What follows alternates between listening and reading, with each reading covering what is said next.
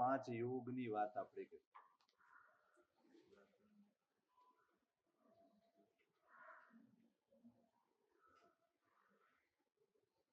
મુદ્દો છે એના અભ્યાસ.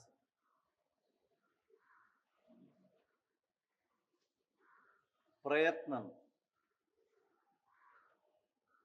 આપણી ક્રિયાઓમાં, આપણી આરાધનામાં એને જોડવાનો પ્રશ્ન છે. એટલે એનો પ્રયત્ન થવો જોઈએ. પ્રયત્ન કર્યા વગર, પરિભાવનમ સમ્યક, પ્રામાણિકપણે પ્રયત્ન કર્યા વગર કશું જ હાંસલ થઈ શકે નહીં. વાતો અનાદિકાળથી કરી છે, વિચારો અનાદિકાળથી કર્યા છે. આપણા વિચારમાં નથી એવું નથી, વાતોમાં છે, વિચારોમાં છે, શ્રવણમાં છે, બધું જ છે. પુરુષાર્થમાં એને જગ્યા હજી સુધી આપણે આપી. વાસ્તવમાં જોવા જઈએ ને તો ધર્મ પણ હજી વાતોમાં જ છે, વિચારોમાં જ કે શ્રવણમાં જ. વાસ્તવિક ધર્મ હજી પુરુષાર્થમાં એને જગ્યા આપણે આપી. ધર્મ આપણું લક્ષ્ય હોય, ધર્મ આપણો પુરુષાર્થ હોય, એવું હજી કરીએ છીએ. ગળથૂતીથી, બચપણથી આપણને જોડવામાં આવ્યા છે અને આપણે જોડાયા છીએ એટલું જ. આપણે જોડાયા છીએ, ભળ્યા નથી. આપણે જોડાયા છીએ પણ એમાં ભળ્યા નથી. આપણે ધર્મને આપણું ગણ્યું નથી. જે હદે સંસાર કે સંસારની પરિસ્થિતિઓ આપણને આપણી લાગે છે, એની ચિંતા આપણને વારંવાર થાય છે, એ રીતની ચિંતા કે એ રીતનો લગાવ, એ રીતનું જોડાણ ધર્મ સાથે આપણું નથી. પ્રયત્ન કરવો પડશે. એક વાત બરાબર ગૂંચજો, પ્રયત્ન વગર કોઈ ચીજ એ સંસ્કાર બનશે નહીં, એ સ્થિર બનશે નહીં. આપણે સવારે વાત કરી, કર્યું તો છે, અનાદિકાળથી કર્યું છે. જ્યારે જ્યારે જ્યારે જ્યારે આપણને મળ્યું છે ત્યારે આપણે બધું જ ચારિત્રનો અવસર મળ્યો હશે ને ત્યારે આપણે ચારિત્ર પણ સ્વીકાર્યું છે, પણ કોઈ તત્વને આપણે આત્મામાં ઠરવા નથી દીધું, સ્થિર બનવા નથી દીધું, એમાં આપણે ડૂબ્યા નથી. બધું જ સપાટી ઉપરનું ચાલ્યું છે અને માટે ભૂસાતું જ ગયું, ભૂસાતું જ ગયું. સંસ્કાર ન બન્યા, છાપ ન પડી, એ સ્થિર ન બન્યું કે ક્યાંય પણ વળી પાછું આપણને ઉત્સાહ જાગે. તમે વિચારો, આજે પણ આપણે ધર્મ કરીએ છીએ પણ ઉત્સાહ જાગે છે? જેમ ખાવાની ભૂખ લાગે છે, જેમ પાણીની તરસ લાગે છે, જેમ પૈસા કમાવાની અંદરથી ઈચ્છા જાગે છે, એવી ઈચ્છા, એવી તરસ કે એવી ભૂખ ધર્મ માટે જાગે છે? કેમ?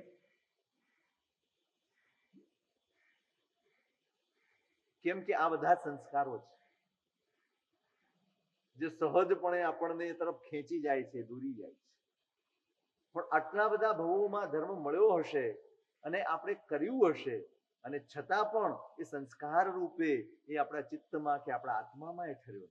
શરીરથી, સવારે પણ કહ્યું હતું, ફરી વાર કહું, શરીરથી ધર્મ થયો છે, આત્માથી ધર્મ થયો. આજે પણ આપણે જોજો, આપણી દરેક ક્રિયા બહુ જ પ્રામાણિકપણે મારે મારું નિરીક્ષણ કરવાનું છે. બહુ જ પ્રામાણિકપણે મારે મારી અંદર ઝાંકીને જોવાનું છે કે હું જે કરું છું એમાં શરીર સાથે હોય છે ને હું હોઉં છું. શરીર જિનાલયે જાય છે, શરીર ઉપાશ્રયે જાય છે, શરીર ક્રિયા કરે છે અને હું ક્યાંય હાજર હોતો નથી, ક્યાંય ઉપસ્થિત હોતો. મારો પ્રયત્ન જ એટલો બધો નબળો છે, પેલો ઉત્સાહ જ નથી, એટલે પછી પ્રયત્ન ક્યાંથી?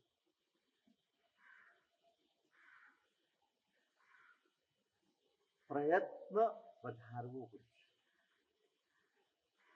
પ્રયત્નનો અતિશય લાવવો પડશે.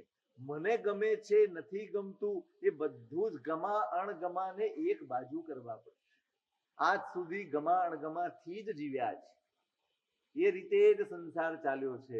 એની પાછળ જ આપણે આપણા બધા જ ભવો પૂરા કરતા આવ્યા છીએ. પણ આ એક એવો ભવ છે, એક એવો અવસર છે જ્યાં બધા જ ગમા અણગમાને એક બાજુ કરી અને મારા હિતનો વિચાર હું કરી શકું અને હિત સાધી શકું. માત્ર વિચાર નહીં, તમે પુણ્યનો વિચાર કરો, કેવું પુણ્ય છે આપણું. હિતનો વિચાર કરી શકાય એવાય પુણ્ય હોય અને હિત સાધવાના અવસર મળે એવું પુણ્ય. આપણા દેશમાં એવા ઘણા પ્રદેશો છે કે જ્યાં સુધી કશું જ પહોંચ્યું નથી અને જેનું ત્યાં છે. એમને કોઈ અવસર મળતો નથી. ન કોઈ સાધુના દર્શન મળે છે, ન કોઈ ઉત્સવ મળે છે, ન કોઈ મહોત્સવ મળે છે, ન કોઈ એમને પ્રેરિત કરનારું છે. એ બેઠા છે. કેટલાય લોકો હશે ત્યાં જઈને મનોરથ થતા હશે. મેં કદાચ કહ્યું હતું તમને પહેલા, આજે અમે ઉજ્જૈન હતા ત્યારે કોઈ હિમાચલ પ્રદેશથી કે ક્યાંકથી આવ્યા હતા લોકો, 50-60 જણા હતા. અવંતી પાર્શ્વનાથના દર્શન કરવા આવ્યા. તો આવીને પહેલો પ્રશ્ન પૂછ્યો, સાહેબ અમે પાલિતાણા જઈએ છીએ, ત્યાં કેવું હોય છે? હું આશ્ચર્યમાં પડી ગયો. આટલા બધા 60 વર્ષના, 70 વર્ષના, 50 વર્ષના, ત્યાંથી બધા ઉપરથી નીચે સુધીની બધી એજના. મેં કીધું કેમ? તો કે સાહેબ જિંદગીમાં પહેલી વાર પાલિતાણા. કેટલા વર્ષે? ગમે તેટલા મનોરથ હોય, એમની પાસે અવસર નથી, એમની પાસે ચાન્સ નથી. આપણી તો આજુબાજુમાં કેટલું બધું છે. આપણે શું ખોઈ રહ્યા છીએ ને એનો પણ આપણને અંદાજ નથી આવતો. કેવું ખોઈ રહ્યા છીએ આપણે? આપણી સમગ્ર શક્તિ, આપણો પુરુષાર્થ, આપણું સામર્થ્ય, આપણું પુણ્ય, એ બધાને સંસાર સાથે જોડી અને વેડફતા રહીએ છીએ. ક્યારેક તો ઉભા રહીને, ક્યારેક તો શાંત ચિત્તે વિચારવું પડશે કે હું જે મહેનત કરી રહ્યો છું એ રાખમાં ઘી ઢોળી રહ્યો છું કે અનાજમાં ઘી ઢોળી રહ્યો છું? શેમાં? તમને મળેલું પુણ્ય, તમને મળેલા અવસર, તમને મળેલા સંયોગો, તમને મળેલા સાધનો એ કેટલા કિંમતી છે. અને એકવાર ખોયું ને એ બીજી વાર તરત નથી મળતું. શાસ્ત્રોમાં 10 દ્રષ્ટાંત આવે છે કે આ ભવ અને આ સામગ્રી કેટલી દુર્લભ છે. આપણને એમ લાગે કે આ તો બધું સમજાવવા માટે છે, પણ સમજવા માટે છે, વિચારવા માટે છે, પોતાની જાતને ઢંઢોળવા માટે છે. આ બધા દ્રષ્ટાંતો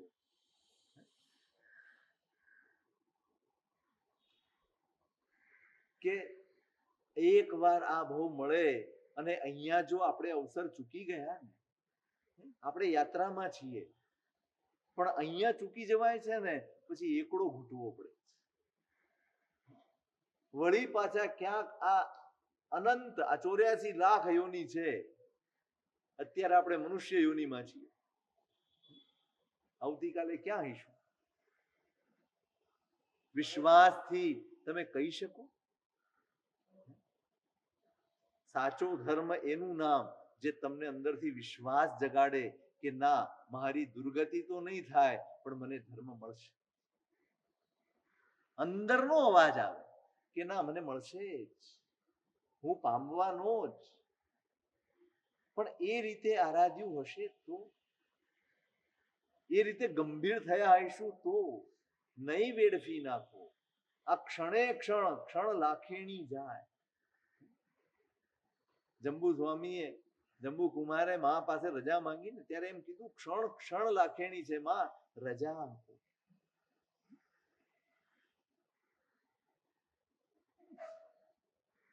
સંસારની ક્ષણો, સંસારની પરિસ્થિતિઓ, દરેક ભવમાં એની માટે જ મહેનત કરી છે.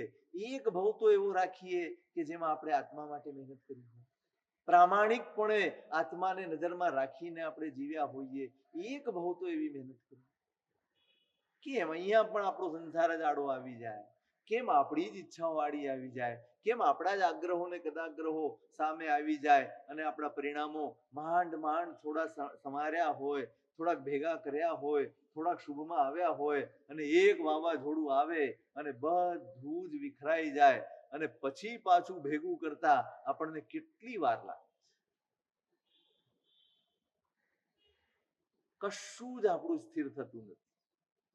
આપણો પ્રયત્ન જ નથી, આપણને એની ચિંતા જ નથી. અને મેં વારંવાર કહ્યું છે, આત્માની ચિંતા નહીં થાય ત્યાં સુધી ધર્મનો પુરુષાર્થ નહીં થાય. ક્રિયા થયા કરશે, પ્રવૃત્તિ થયા કરશે, વૃત્તિમાં બદલાવ ક્યારેય નહીં. આત્માની ચિંતા તો થવી જ જોઈશે. હવે કોના માટે કરવાનું? એક ઉંમર સુધી ચલો જવાબદારી છે, બધી જ નિભાવવાની છે, પણ ક્યાં સુધી? ક્યાં સુધી? ક્યારેક તો અને ક્યાંક તો તમારે અટકવાનું છે. ક્યાંક તો તમારો સમગ્ર સમય કે તમારી શક્તિ તમે તમારા આત્મા માટે વાપરો, એવું ક્યારેક તો થવું જોઈશે. પણ ક્યાં? પરિભાવનમ સમ્યક વિચારે માણસ, મારે આ મારી ક્રિયામાં સામેલ કરવાનું છે, મારે ઉમેરવાનું છે. અત્યાર સુધી કર્યું છે, પણ હવે જે રીતે કહ્યું છે ને એ રીતે કરવું છે.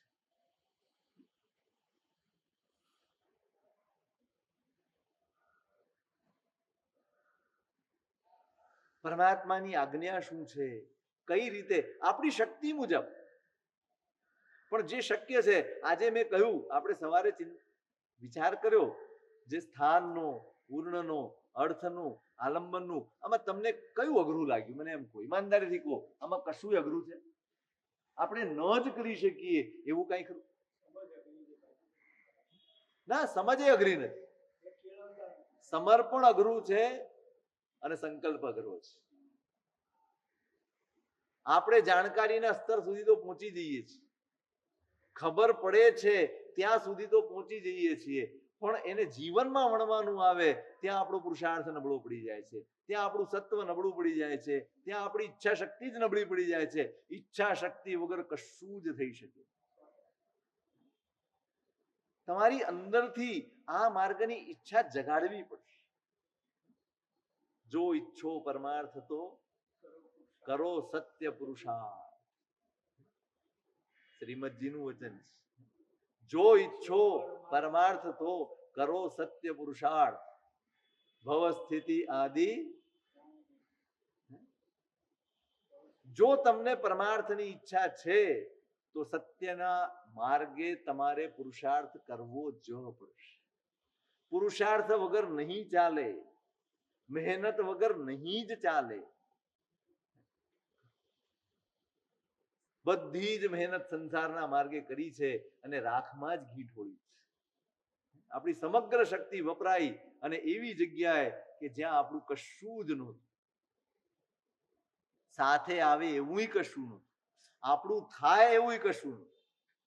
બસ આપણે માનતા રહ્યા કે આ મારું છે, આ આવું છે, આ હું મેળવી લઉં. ભલે તમને પુણ્ય સાથ આપ્યું છે, તમે ભેગું કર્યું અને જશો ત્યારે શું લઈને જશો? બસ એ ભેગું કરવામાં કે એ બાજુ મહેનત કરવામાં આપણે જે કંઈ પણ ભાવો સેવ્યા હશે, સંસાર સુધારવામાં મોટા ભાગે નબળા ભાવોનું જ સેવન થતું હોય છે.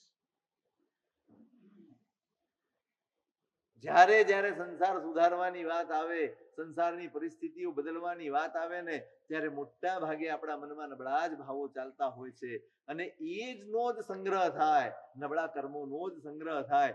કમાઈને આવ્યા હતા જે પુણ્ય એ અહીં વપરાઈ જાય અને અહીંયા જે ભેગું કર્યું છે ને કર્મ, એ આવતા ભવમાં ભોગવવા પડે. બસ આટલી જ જાગૃતિ આવી જાય ને તોય ધર્મ માર્ગે તમારી મતિ વળે. બહાના નથી કાઢવા. ભવ સ્થિતિ આદિ નામ લઈ છેદો નહીં પરમાર્થ. તમારો પરમાર્થ જે છે એને તમે છેહ ન દો, એને ધોખો ન કરો, તમારા પરમાર્થને તમે સાધો. તો આ પુરુષાર્થની વાત છે. પરિભાવનમ સમ્યક. નિરંતર નક્કી કરજો, અહીંથી જાઓ ને નક્કી કરજો. શીખવું છે, સમજવું છે, કેવી રીતે ક્રિયા કરાય, કઈ મુદ્રામાં કયા સૂત્ર બોલાય, સામાન્ય સમજણ પણ મેળવવી છે. અને મેળવ્યા પછી તમારી ક્રિયામાં એનો ઉમેરો થવો. તમે પ્રતિક્રમણ કરો, તમે ચૈત્યવંદન કરો, તમે જે કંઈ પણ કરો, સામાયિક કરો, પૌષધ કરો, જ્યારે પણ ક્રિયા કરો ત્યારે તમારા મનમાં આ વસ્તુ હોવી જોઈએ કે મારે ક્રિયા આ રીતે કરવી છે, ઊભા આ રીતે રહેવાનું છે, હાથ આ રીતે જોડવાના છે, એકાગ્રતા આ રીતે કેળવવાની છે, સૂત્ર આ રીતે બોલવાના છે, બોલી નથી જવાના, જોડાઈ જવાના. કારણ યોગાભ્યાસ ઇતિ તત્વવિદઃ. શું કીધું? આ બધો જ પુરુષાર્થ, આ બધો જ પ્રયત્ન એ યોગનો અભ્યાસ છે. ધ્યાન સુધી પહોંચવું હશે તો મન, વચન અને કાયા ત્રણેયને સ્થિર કરવા અત્યંત જરૂરી છે. જો મન, વચન, કાયાને સ્થિર કરવાનો પુરુષાર્થ નહીં કરીએ ને તો ધ્યાન સુધીની સ્થિતિ ક્યારેય મેળવી નહીં શકાય.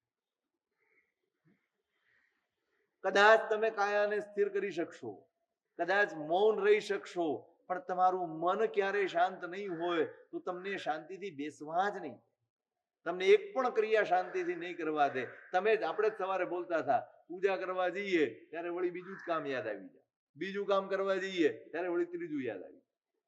તમે જે કરવા જાઓ એના કરતા જુદું જ મગજમાં ચાલતું હોય અને દરેક જગ્યાએ આપણે વિક્ષેપમાં રહીએ એટલે આપણો ધર્મ દૂષિત થતો જ જાય, આપણી ક્રિયાઓ દૂષિત થતી જ જાય, આપણે આરાધનાના નામે શૂન્ય રહીએ. એટલે એને એકાગ્ર કરવા અતિ જરૂરી છે અને એના માટે આનો અભ્યાસ કરવાનો છે. આ રીતે સૂત્ર બોલવાના છે. સૂત્રની ગતિ પણ આવી હોવી જોઈએ, આટલી જ હોવી જોઈએ. ક્યાં જઈને ભાગવું છે? આપણી જે ઝડપ છે એટલી ઝડપ દુકાને કરો, ત્યાં કેટલું શાંતિથી આપણે પતાવીએ, ત્યાં આપણે ઉતાવળ નથી કરતા, અહીંયા જ ઉતાવળ કરીએ. તો યોગાભ્યાસ ઇતિ તત્વવિદઃ, યોગાભ્યાસ આને કહ્યો છે. ધીમે ધીમે ધીમે શરીર સ્થિર થાય ને એને પણ ધ્યાન કહ્યું છે, વચન સ્થિર થાય એ પણ ધ્યાન છે અને મન સ્થિર થાય એ પણ. ત્રણેય યોગોની સ્થિરતા બધું જ ધ્યાન છે. અને અભ્યાસ કરશો તો જ આ પ્રાપ્ત કરી શકાય. એટલે ઉમેરજો, ઉમેરવાનું. હવે 5 વાના છે: સ્થાન, વર્ણ, અર્થ, આલંબન અને એમાં પહેલા 2 છે ને ક્રિયાત્મક છે. સ્થાન, તમારે આસન કયું હોય એ પ્રમાણે, મુદ્રા જે કઈ હોય એ પ્રમાણે ઊભા રહેવાનું છે, એ છે ક્રિયા. શરીરને આ રીતે રાખવાનું છે, ઊભા આ રીતે રહેવાનું છે, હાથ નીચે પગ છે તો આગળ 4 આંગળ દૂર રાખવાના છે, પાછળ 2 આંગળ દૂર રાખવાના છે. આ બધી જ ક્રિયા છે, આ ક્રિયાત્મક છે. અને સૂત્રનો ઉચ્ચાર એ પણ ક્રિયા છે. એટલે સ્થાન અને વર્ણ એ બંને ક્રિયાત્મક યોગ છે. અને પછીના 3 છે એ જ્ઞાનાત્મક. કારણ કે એમાં જ્ઞાનનો ઉપયોગ છે. એક અર્થ હોય તો પણ જ્ઞાનાત્મક છે, સામે પરમાત્માની પ્રતિમા છે અને એનું ગુણગાન ચાલી રહ્યું છે એટલે એ પણ જ્ઞાનાત્મક છે. અને અનાલંબન એ તો પરમાત્માના મૂળ સ્વરૂપનું ચિંતન છે, એ પણ જ્ઞાનાત્મક. ખ્યાલ આવ્યો? આ તો ખાલી એના ભેદ પાડ્યા છે. ક્રિયાત્મક કયું છે અને જ્ઞાનાત્મક કયું છે. પેલા 2 છે ક્રિયાત્મક છે, બાકીના 3 છે એ. પણ આ હોય કોને? મહત્વનો પ્રશ્ન એ છે કે આ બધું જ યોગ સ્વરૂપ કોને હોય? આનો અધિકારી કોણ? આ શાસનમાં પાત્રતાનું મહત્વ બહુ જ વધારે છે. એકલી શક્તિ પૂજા આ શાસનને માન્ય નથી. શક્તિ ગમે તેટલી હોય, પાત્રતા ન હોય તો એને આપવાનો નિષેધ. તમે વિચારો, ભદ્રબાહુ સ્વામી મહારાજ નેપાળ ગયા મહાપ્રાણ ધ્યાન કરવા માટે. એ મહાપ્રાણ ધ્યાન, એની ક્ષમતા એવી કે જો એ સિદ્ધ થાય ને તો 14 પૂર્વ, તમે એનું પ્રમાણ વાંચ્યું હશે, કલ્પસૂત્રમાં સાંભળ્યું હશે, 1 પૂર્વ હોય તો કેટલું હોય? તો એક હાથી પ્રમાણ સહી હોય ને એનાથી જેટલું લખાય એટલું 1 પૂર્વ થાય. બીજું તો 2 હાથી પ્રમાણ, ત્રીજું 4 હાથી પ્રમાણ, એમ 14 પૂર્વ સુધી જાય. આટલું મોટું શ્રુતનો દરિયો,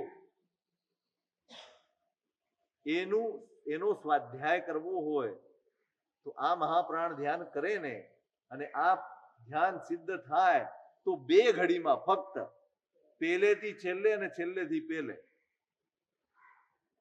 અનાનુપૂર્વી ક્રમે ને પશ્ચાનુપૂર્વી ક્રમે બંને ક્રમે સ્વાધ્યાય કરી જાય. આટલી અચિંત્ય શક્તિ આત્માની એમાં પ્રગટ. એ ધ્યાન કરવા માટે ત્યાં ગયા. અને અહીંયા સંઘમાં પૂર્વનું જ્ઞાન ભણાવનાર બીજું કોઈ નથી, માત્ર ભદ્રબાહુ સ્વામી મહારાજ. સંઘે નિવેદન કર્યું કે સાહેબ સાધુઓને ભણાવવાના છે, પણ એ સાધના કરતા હતા. એટલે એમણે કહ્યું કે ભાઈ હું સાધનામાં છું, અત્યારે કાંઈ થઈ શકે એવું નથી. 2 વાર વિનંતી કરી, બંને વાર એમણે આ જ જવાબ આપ્યો. સંઘનું મહત્વ કેવું છે ને એ સમજો. પછી કેવડાવ્યું, સાહેબ સંઘની આજ્ઞા ઉલ્લંઘે એનું પ્રાયશ્ચિત્ત શું હોય? અને ભદ્રબાહુ સ્વામી મહારાજ સમજી ગયા કે આ સંઘની આજ્ઞા છે અને મારે ભણાવવા જ પડશે. એમને કીધું વાંધો નહીં, હું અહીંયા છું, તમે સાધુઓને અહીંયા મોકલો, હું અહીંયા પાઠ આપીશ. અને 500 સાધુઓ આવે. સ્થૂલીભદ્રજી મહારાજને કેટલા? રોજની 7 વાચનાઓ. હવે તે વખતે કઈ પુસ્તકો નતા, કંઠ પરંપરા. ગુરુ ભગવંત પાઠ આપે અને તમારે ધારી લેવા, પછી એનો સ્વાધ્યાય કરવાનો, અને એ રીતે પાઠ છે. બધાની ક્ષમતા ન હોય આટલું બધું ઝીલવાની. ધીમે ધીમે ધીમે ધીમે ધીમે ધીમે ઓછા થતા થતા થતા છેલ્લે એક સ્થૂલીભદ્ર મહારાજ. ક્ષમતા છે એમની પાસે, શક્તિ છે ભણવાની, ભણે છે. પૂર્વનું જ્ઞાન પ્રચંડ પ્રભાવશાળી જ્ઞાન. જેમ જેમ જ્ઞાન પ્રાપ્ત થતું જાય ને તેમ તેમ આત્માની શક્તિ ખીલતી જાય. ભણતા ભણતા ભણતા 10 પૂર્વ સુધીનું જ્ઞાન પ્રાપ્ત થઈ ગયું. એમના બહેન સાધ્વીજી ભગવંતો વંદન કરવા. કથા તો તમને ખબર છે. ક્યાં છે ભાઈ મારા? ત્યાં છે, સ્વાધ્યાય કરે છે. એમને ખબર પડી ગઈ કે બહેનો આવી રહી છે અને પોતે ભણ્યા છે. એ કેવી રીતે કેવું? સિંહનું સ્વરૂપ લઈને બેઠા. સાધ્વીજી ભગવંત આયા ને દૂરથી જોયું કે સિંહ બેઠું છે. ડરીને પાછા આવી ગયા. સાહેબ ત્યાં તો સિંહ બેઠું. ભદ્રબાહુ સ્વામી મહારાજે ઉપયોગ મૂક્યો. કશું જ કીધું નથી, એમ કશું જ કીધું નથી. તમે જાઓ, તમને મળશે. સાધ્વીજીઓ પણ દલીલ નથી કરતા. ના ના, અમે જોઈને આવ્યા. ગયા, બેઠા હતા, મળ્યા, વંદન કર્યું, પાછા ફર્યા. અને બીજે દિવસે સવારે સ્થૂલીભદ્રજી મહારાજ પાઠ લેવા માટે ઉપસ્થિત થયા. અને ભદ્રબાહુ સ્વામી મહારાજ નિષેધ ફરમાવ્યો, હવે તમારો પાઠ બને. હબક ખાઈએ, કેમ પાઠ કેમ બને? બસ તમારી ક્ષમતાની સીમા આવી ગઈ છે. આનાથી આગળ હવે તમે પચાવી શકો એવું નથી. આટલું હજી તો 10 પૂર્વ સુધીનું મેળવ્યું છે અને એમાં પણ તમને દેખાડવાનું મન થઈ ગયું કે મને કેવી ક્ષમતા પ્રાપ્ત થઈ છે. બસ તમને જે મળ્યું છે એ દેખાડવાનું મન થાય ને એ ક્ષુદ્રતા છે. અને ક્ષુદ્ર વ્યક્તિને એ ક્ષુદ્ર પાત્રમાં એ જ્ઞાન ન, આ તો પ્રભુના શાસનનું જ્ઞાન છે. એના માટે અને આવતીકાલના શાસનના ધોરી મહાપુરુષ સ્થૂલીભદ્ર મહાત્મા કોઈ સામાન્ય વ્યક્તિ નથી, પણ ગમે તે કોટીએ વ્યક્તિ વિરાજમાન હોય પણ એની પાત્રતાની ક્ષમતા પહેલા ચકાસાય, શક્તિની કશું જ બદલાયું નહોતું. જોજો જ્ઞાનાવર્ણીયનો ક્ષયોપશમ એવો ને એવો જ છે. પોતે પણ સ્થૂલીભદ્રજી જ છે અને ભણાવે તો બધું જ ભણીને ધારી શકે એમ છે. પણ છતાંય ભદ્રબાહુ સ્વામી મહારાજે નિષેધ ફરમાવ્યો, હવે તમારો પાઠ. ખૂબ માફી માંગી, પણ મારા સાહેબ એકના બે ન થાય. નહીં એટલે નહીં. ત્યાં પાર્શિયાલિટી ન ચાલે, ત્યાં પક્ષપાત ન ચાલે, ત્યાં વ્યક્તિનો રાગ ન ચાલે કે આ નહીં નહીં નહીં, ભલે કઈ ભૂલ તો થાય જીવથી. ભવિષ્ય દેખાય છે, આવતીકાલ દેખાય છે. આ તો કાલે જવાબદાર થવાના છે. જો પોતે જ ગંભીર ન હોય તો એમની પાસે જે હોય એ કોના કયા પાત્રમાં જાય, અને જે પાત્રમાં જાય એમાં શું થાય? સંઘે વિનંતી કરી. હવે સંઘ હતો એટલે સ્વીકાર્યું, પણ મૂળથી 4 પૂર્વ આપ્યા, અર્થ ન આપ્યા. અર્થ ના મૂળથી આપ્યા. આ શાસન છે. શક્તિની પૂજા નહીં. પાત્રતા ઝીલવાની પાત્રતા હોવી, પચાવવાની પાત્રતા હોવી જોઈએ. ઝીલવાની તો છે, જ્ઞાનાવળીનો ક્ષયોપશમ છે, તમે ઝીલી શકો છો, પણ પચાવી શકો છો? અધિકાર જોઈએ. એમણે અધિકાર ખોયો. બહુ મહત્વનો મુદ્દો છે અધિકાર. આપણને છે ને બધું જ હાથ વગું, હું ગઈકાલથી કહી રહ્યો છું, એટલું બધું સહેલાઈથી આપણને મળી ગયું છે ને કે આપણને એની કોઈ કિંમત નથી, આપણને એનું કોઈ મૂલ્ય જ નથી થતું. અધિકાર, મેં લલિત વિસ્તરાની વાત કરી હતી કાલે. હરિભદ્ર સુરી મહારાજે ત્યાં ધર્મમાં અધિકાર કોને હોય? અર્થી સમર્થ શાસ્ત્રેણ અપર્યુદસ્તો ધર્મે અધિક્રિયતે એવા શબ્દો વાપર્યા. એની અંદરની જિજ્ઞાસા, એની અંદરની ઝંખના, એને પહેલી તપાસાય કે આ માણસને ખરેખર ધર્મની ઝંખના છે, આ માણસને ખરેખર આરાધનાનો ભાવ છે, આની અંદરનો આરાધક ભાવ વિકસ્યો છે, અર્થી છે, એને મેળવવું છે, એને ખરેખર આમ તરસ છે, એ પછી જ અપાય. એમને એમ ન. સમર્થ જોઈએ. તમે આપ્યા પછી કોઈક ભરમાવી જાય અને પોતે ક્રિયા છોડીને બીજા રસ્તે વળી જાય, એવું ના જોઈએ. અજ્ઞાની જીવો હોય, અણસમજ જીવો હોય, અણસમજુ જીવો, અને એ કંઈ પણ ભરમાવી જાય, એ કંઈ પણ કહી જાય, અને જરાક નબળું કોઈ બોલી જાય, એટલે આપણે તો ધર્મ કરવા જઈએ તો બધા આપણી નિંદા કરે છે, બધા આપણી ટીકા કરે છે, બધા આપણને આવી રીતે બોલે છે, એટલે મારે તો કંઈ કરવું જ નથી. નબળા સત્વવાળાને પણ ન અપાય. અને શાસ્ત્રો જેનો નિષેધ નથી કરતા એવી વ્યક્તિઓને જ અપાય. દરેક ગ્રંથના છેડે તમે જોશો ને ત્યાં વિધાન હશે કે આ ગ્રંથ યોગ્ય જીવને જ આપવો, સુપાત્ર જીવને જ આપવો, બીજાને ન આપવો. જેની પાચન ક્ષમતા ન હોય, ભદ્રબાહુ સ્વામી મહારાજ અને એમના ભાઈ વરાહમિહિર બંને સાથે દીક્ષા લીધી, બંને સક્ષમ માણસો. કારણ ગુરુ ભગવંતે માત્ર ને માત્ર ભદ્રબાહુ સ્વામીને આચાર્ય પદવી આપી, વરાહમિહિરને ન આપી. મનમાં થાય તો ખરું ને, શાસનનું આવું સર્વોચ્ચ પદ, આવી ક્ષમતા હોવા છતાં ગુરુ મહારાજે ન આપી.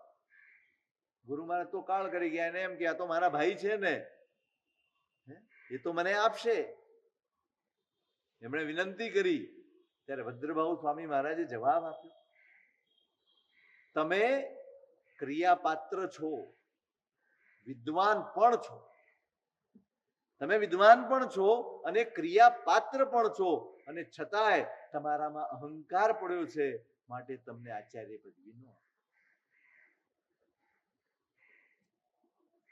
શેની જરૂરિયાત છે? પાત્રતા કોને કહેવાય? તમારો સ્વભાવ એ તમારી પાત્રતા છે. તમે કેટલું ભણ્યા છો, તમને કેટલું આવડે છે, તમે કેટલું જાણો છો, તમે કેવું વ્યાખ્યાન કરો છો, તમે કેટલા લોકોને આવરજી શકો છો, કેટલા લોકોને આકર્ષી શકો છો, આ કોઈ જ વસ્તુ આ શાસનમાં આશક્તિ છે. પાત્રતા, પાત્રતા તો એક જ છે, બધું જ મેળવ્યા પછી અંદર પચાવી જાણે, અંદર ઠરી જાણે, ગમે ત્યાં ઉછાચલા વેળા ન કરે, ગમે ત્યાં ઉથલી ન પડે. ધર્મસાગરજી મહારાજ જ્યારે ગુરુ ભગવંતને એમનો સમય આવ્યો અને આચાર્ય પદ આપવાનું નક્કી થયું, કોને આપવું, કોને પોતાની પાટે બિરાજમાન કરવા, ધર્મસાગરજી મહારાજ મોટા છે. તમે જોજો આ શાસનમાં કેવા સુપાત્ર જીવો થયા છે. એમને કીધું કે તમે આચાર્ય પદ સ્વીકાર, અને પહેલી જ ક્ષણે એમના મોઢામાંથી શબ્દ નીકળ્યો, સાહેબ હું આચાર્ય પદ માટે લાયક, તમે આ હીર હર્ષ છે ને એને આચાર્ય પદ, પણ તમારાથી ઘણા નાના છે, તમે સમર્થ છો. સાહેબ સમર્થ છું, મને ખબર છે, પણ હું મારી અંદર ક્રોધ બહુ પડ્યો છે, અને આચાર્યની સ્થિતિમાં ગચ્છપતિની જગ્યાએ બેઠેલા વ્યક્તિમાં ક્રોધ ન શો, માટે હા હું એમની નિસરામાં રહીશ, હું એમની આજ્ઞામાં રહીશ, તમે એમને આચાર્ય. કેવી પાત્રતા હશે. ત્યાં પદની મારામારી નહોતી, ત્યાં પાત્રતાની ઝલક. એમના માટે ચારિત્ર મહત્વનું હતું, એમના માટે આરાધક ભાવ મહત્વનો હતો પદ. અને આ જગતગુરુ હીરસુરી મહારાજ, આ હીર હર્ષ એટલે જગતગુરુ હીરસુરી મહારાજ, એમને આચાર્ય પદ આપ્યું. અને ધર્મસાગરજી મહારાજે કેટલા ગ્રંથો બનાવ્યા છે, એમાં ગુરુ તરીકેનો ઉલ્લેખ કર્યો છે. પોતાનાથી ઘણા વર્ષે નાના, દીક્ષામાં, ચારિત્ર પર્યાયમાં, અને છતાંય એમનો ગુરુ તરીકે એમણે ઉલ્લેખ કર્યો. અહીંયા મહિમા પાત્રતાનો જ. પાત્રતા છે તો તમને મળે, અને પાત્રતા વગર જો આપ્યું તો એનું તો નુકસાન થાય જ, પણ એના લીધે બીજા કેટલાય જીવોનું અહિત થઈ જાય. એટલે સામર્થ્ય હોવું એક અલગ વસ્તુ છે, અને પાત્રતા હોવી એક બીજી વસ્તુ છે. હું ક્રિયા કરી શકું, હું તપશ્ચર્યા કરી શકું છું, મારામાં શક્તિ છે, પણ ગુરુ ભગવંત ના પાડે, સાહેબ મારે માસક ક્ષમણ કરવું છે, નહીં તમારે નથી કરવા. અને બીજો હોય નોકારસી લેવાનું, નોકારસીનું પચકાણ લેવા આવે, તારે માસ ખમણ કરવા, શું થાય? પેલા એમ થાય, જોયું આને શક્તિ નથી ને તો એને રજા, એને સામે ચાલીને કે તું માસ ખમણ કર, અને મારામાં શક્તિ છે ના પાડે, બસ આ જ અપાત્રતા છે ભાઈ. આટલી ચર્ચા કરવાનું મન થયું ને, આજ આપણી અપાત્રતા.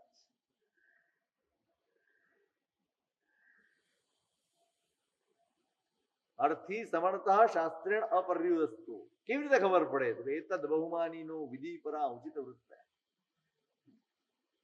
કોને અપાય આ બધી આરાધના? એમાં તો ચૈત્યવંદનના સૂત્રો છે, મેં કહ્યું તમને, પણ એ ચૈત્યવંદનના સૂત્રો પણ કોને અપાય? એતદ બહુમાનીનો.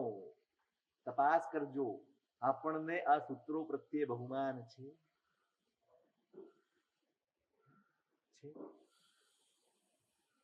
2 દિવસથી કહી રહ્યો છું, હૃદયનો અહોભાવ આ સૂત્રો પ્રત્યે હજી જોડાયો નથી. હજી એ સૂત્રો પ્રત્યે આપણું સમર્પણ જાગ્યું નથી.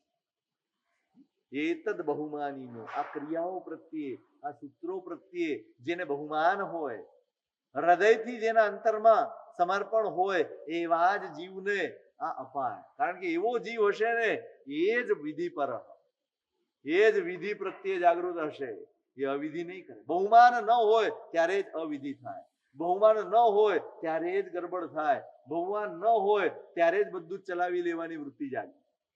હવે ચાલે યાર, કરી નાખ ને, બતાવો જલ્દી કર. ક્યારે બોલાય આ શબ્દ? બોલાય કેવું? આપણે ખાવાનું જલ્દી જરાય પતાવતા નથી, શાંતિથી જમી લઈએ છીએ, જેટલું ખાવાનું હોય એટલું ખાઈ જ લઈએ. એમાં ક્યાંય બાંધછોડ નથી. અડધો કલાક થાય તો અડધો કલાક થાય જ ખાવા, પણ ક્રિયા કરવાની હોય, ચાલ ને ઝટ પતાવી દે ને, હવે ત્યાં જવું છે, અહીંયા જવું છે, આમ જવું છે, બીજા બધા જ કાર્યો મગજમાં હોય, એટલે કોની ઉપેક્ષા કરીએ છીએ? કોની? બહુમાન હોય અને સાથે વિધિ પર, વિધિ પ્રત્યેની પણ જાગૃતિ હોય. જે પ્રમાણે વિધિ બતાડ્યો હોય એ પ્રમાણે કરવાનો ઉત્સાહ હોય, એને પાત્ર ગણે છે, એને અધિકારી ગણે. અને ઉચિત વૃત્તય, સંસારમાં પણ જો ધર્મનો અધિકાર એને જ મળે છે જેનો સંસાર પણ નીતિમય, ન્યાયમય અને સંતોષ વાળો. જેના સંસારમાં નીતિ નથી, જેના સંસારમાં ન્યાય નથી, જેના સંસારમાં સંતોષ નથી, એને ધર્મમાં પ્રવેશ ન આપો. કારણ કે એની અનીતિ, એનો અન્યાય કે એનો અસંતોષ એ અહીંયા પણ દેખાય. અહીંયા પણ અહીંના વાતાવરણને પણ દૂષિત કરે, લોકોના માનસને પણ દૂષિત કરે. આપણે ત્યાં તો એમ કે એક પૈસો પણ અનીતિનો આવે ને એ તમારી બુદ્ધિને બદલી નાખે. જેવું અન્ન તેવું, જેવો આહાર તેવો ઓડકાર, જેવું અન્ન તેવું મન.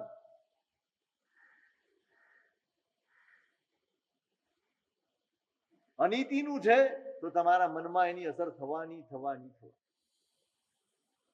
ઉચિત વૃત્તય, એનો સંસાર પણ એ યોગ્ય વૃત્તિથી ચલાવતો, લોભ વૃત્તિથી નહીં, લાલચથી નહીં. ગમે તેમ કરીને ભેગા કરવા અને પછી અહીંયા આવીને પોતાની વાહવા કરાવી લેવી, પોતે ધર્મી છે એવો દેખાડો કરી દેવો, અહીંયા બહુમાન કરાવી લેવું અને આમ કોલર ઊંચી રાખીને ફરવાનું. સાહેબ આપણે તો લાભ લઈ લીધો. શેનો લાભ લઈ લીધો? શેનો લાભ? કોને થાપડવા? ચોક્કસ ધર્મના ક્ષેત્ર માટે પણ પૈસાની જરૂર છે જ, પણ પૈસાની જ જરૂર છે એ ખોટું.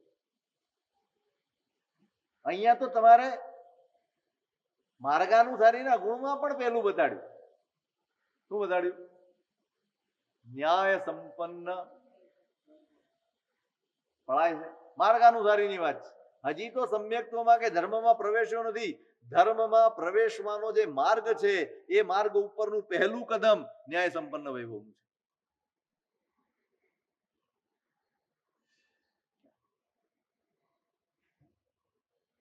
જીનેશ્વર ભગવાનની પૂજા કરવા જઈએ એમાં 7 પ્રકારની શુદ્ધિ બતાડી છે. અંગ વસન મન ભૂમિકા પૂજો ઉપકરણ સાર ન્યાય દ્રવ્ય વિધિ શુદ્ધતા શુદ્ધિ 7 પ્રકાર. આ 7 પ્રકારની શુદ્ધિ જાળવીને પછી જિનાલયમાં જવાનું. પહેલું અંગ શરીર શુદ્ધિ કરીએ જ, નાહીને જ જવાનું. વસન વસ્ત્રો પણ શુદ્ધ હોવા જોઈએ. મન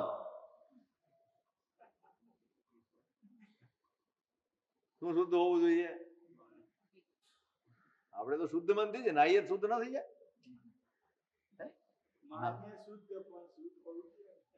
નાવાથી મન શુદ્ધ ના થાય?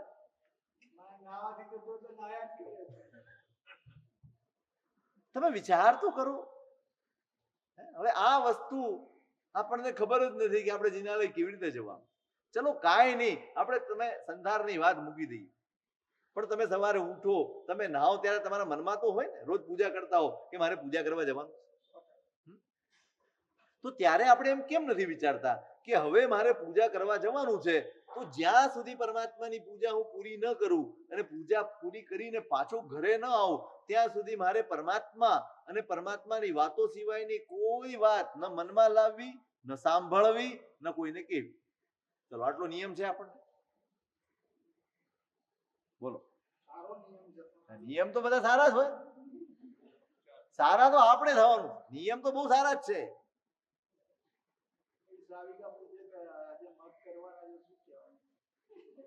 તમે 2 દિવસ નહીં બોલો ને, જો એ તમને પૂછે ને તો એ મગની દાળ જ બનાવવાના હોય. હા એ તો પૂછે, આપણે કહેવાનું એક વાર કે હવે મેં નિયમ કર્યો છે કે હું પૂજા કરીને નહીં આવું ત્યાં સુધી સંસાર સંબંધી કોઈ વાત મારે કરવાની નથી. કેટલો ફાયદો થાય મને એમ કહો. કકલાટ ઓછો. તમે વિચારો, તમારા મનને તમે જ્યાં જઈ રહ્યા છો, જે તત્વ પાસે જઈ રહ્યા છો એની સાથે અહોભાવથી જોડાવાનું છે. હવે ઘરે પણ એ જ ઘર્ષણ કરીને નીકળ્યો હોય, કેટલી માથાકૂટ કરીને નીકળ્યા હોઈએ, મનમાં અઢળક વિચારો હોય, 2-4 ફોન આવી ગયા હોય, એની માથાકૂટ હોય અને પછી પેટી લઈને નીકળે, લે લફડ એક તો પાછું સ્કૂટર પર જાય, ચાલી તો જાય ને. અને એમાં કોઈ રસ્તામાં મળી ગયું હોય, ઓળી પાછો ત્યાં ઉભો, એ ગામની ખોદીને આવે. તમે વિચાર કરો, તમે પૂજાના વસ્ત્રમાં છો, તમારી પાસે પૂજાના ઉપકરણો છે અને તમે પૂજા કરવા માટે જઈ રહ્યા છો અને કોઈક તમને મળે છે અને તમે વાતો કરવા લાગો છો. હવે જિનાલયમાં જશો ત્યારે તમારા મનમાં શું ચાલતું હશે? શું ચાલે? ભગવાનના વિચારો આવે? નો જ આવે?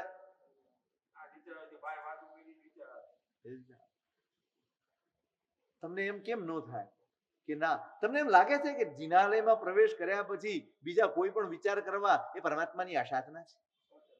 એમની 100% નહીં, પણ લાગે છે એમ કહું છું. વાત લાગવાની છે એની નહીં, છે તો ખરી. એ તો જ્ઞાનીઓ બિચારા બૂમો પાડી પાડીને કહે છે, સાંભળો છો? તમને લાગે છે?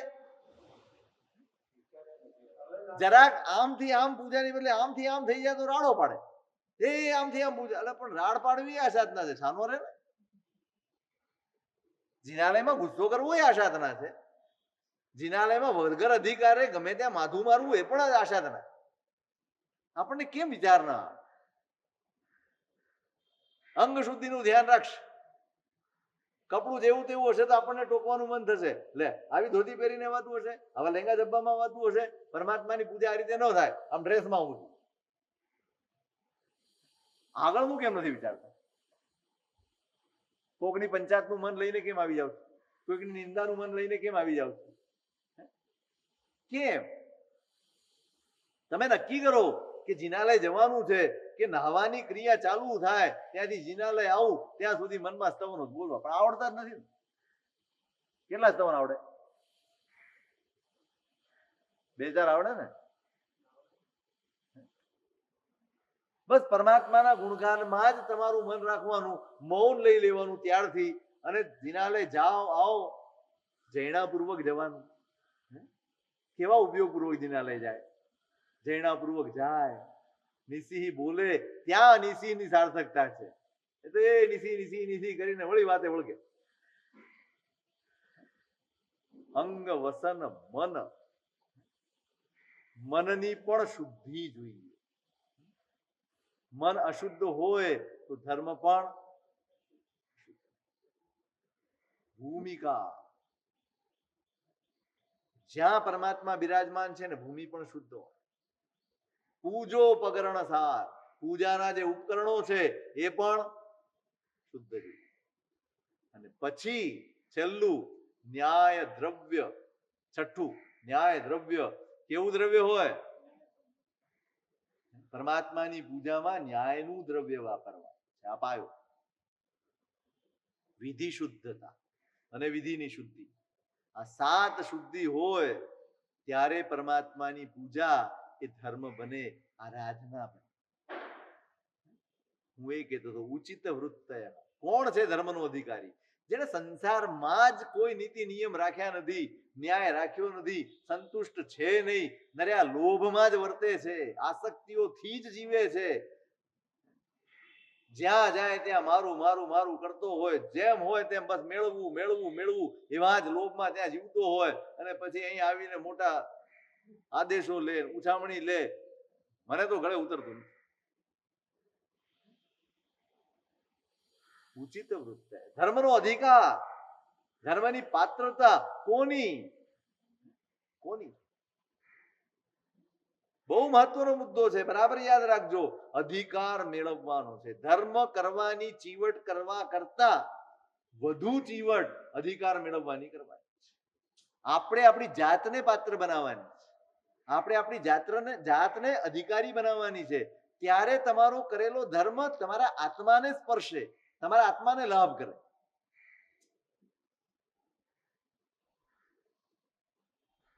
હવે આ વ્યક્તિમાં બહુમાન છે એમ કેવી રીતે ખબર પડે?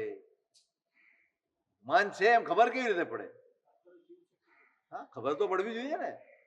એના લક્ષણ આપ્યા છે. તત્કથા પ્રીતિ, જે વિધિ કરવાનો છે, જે આરાધના કરવાની છે, જે ધર્મ કરવાનો છે, એની વાત નીકળે ને અને એને હરખ, એને આનંદ થાય, એને સાંભળવાનું મન થાય. આત્માના હિતની વાત સાંભળવાનું મન થાય. નિંદા અશ્રવણ, ધર્મની, ધર્મીની કે બીજી કોઈની પણ નિંદા સાંભળવાની ક્યારે એને ઈચ્છા ન. આ બધું થઈ શકે એવું છે. હું આ એમને વર્ણન નથી કરતો, વાત સાચી છે. નિંદા અશ્રવણમ, પેલા કથા પ્રીતિ, એની વાત ચાલે ધર્મની ક્યાંય પણ, તો પોતે અંદરથી રાજી થાય, સાંભળવા માટે તૈયાર થાય અને જિજ્ઞાસાથી સાંભળે. અને નિંદા અશ્રવણમ, નિંદા નથી. અશ્રવણમ સાંભળવાની જ નથી, એટલે કરવાની તો વાત આવતી જ નથી. અને છતાંય ન સાંભળતો હોય ને તો એનામાં એક નબળાઈ હોય, જે નિંદા કરતો હોય ને એના માટે ગમે તેમ બોલે. પણ ધારો કે કોઈ વ્યક્તિ છે જેને ટેવ જ એવી છે કે નિંદા કર્યા કરે છે, તો તમારે શું વિચારવું? તદ અનુકંપા, એના પ્રત્યે અનુકંપાનો ભાવ રાખવાનો, એના પ્રત્યે કરુણાનો ભાવ રાખવાનો છે કે આને બિચારાને સદબુદ્ધિ મળે અને આ ધર્મ કે ધર્મીની નિંદા કરતો અટકે. ચેતસો ન્યાસઃ, જે ક્રિયા, જે વિધિ, જે ધર્મ, જે આરાધના કરો એમાં ચિત્તને જોડીને કરતો, હે, અને પરા જિજ્ઞાસા, નિરંતર એની જિજ્ઞાસા વધતી હોય, હું કરું છું તે બરાબર છે, હું કરું છું એ યોગ્ય છે, આ બરાબર છે કે નહીં, સતત જિજ્ઞાસા કરીને પોતાની ક્રિયાને સુધાર. આ જેનામાં બહુમાન છે એના લક્ષણો છે. જે વિધિપરક છે, જેને વિધિ પ્રત્યે આદર છે, એ જીવ કેવો હોય? તો ગુરુ વિનય, ગુરુ પ્રત્યેનો વિનય. સત્કાલાપેક્ષા, એ એમ નહીં કે ભાઈ અત્યારે ટાઈમ થયો છે ને, ચાલો ને અત્યારે આ પતાવી દઈએ. આ ઘણા પૂછવા આવ્યો દેરાસરમાં, સાહેબ પૂજાની દેર હોય, વાર હોય અને ત્યાં બીજું બધું ચાલતું હોય તો આપણે પેલા ચૈત્યવંદન પતાવી દઈએ, ચાલે કે નહીં? પતાવી દો તો ચાલે, કરવું હોય તો ન ચાલે. ચૈત્યવંદન પતાવવાનું હોય તો કરી શકે, પણ આરાધના કરવી હોય તો ન કરી શકે. આપણને એમ છે કે જે સમય લઈને હું આવ્યો છું એ સમયમાં મારું બધું થઈ જવું. હવે પૂજાને વાર છે, પ્રક્ષાલ ચાલી રહ્યો છે અને હવે મારું પ્રક્ષાલ થઈ ગયો, હવે પૂજા થવાની વાર છે, તમે શું કરશો?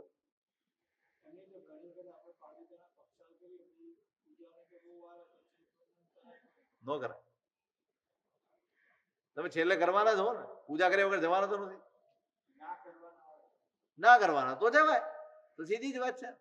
તમે દ્રવ્ય પૂજા ફરીવાર ન કરવાના હો તો ચૈત્યવંદન કરાય. પૂજા કરવાની હોય તો પછી પૂજા કરીને જ કરાય. એટલે સત્કાલાપેક્ષા, કાળની અપેક્ષા, જે કાળે જે કરવાનું કહ્યું હોય તે કાળે તે પ્રમાણે કરવાનું એને મન. ઉચિતાસનમ, જો આમાં પણ આવ્યું ઉચિતાસન, હમણાં આવ્યું આ સ્થાન ઉચિતાસન.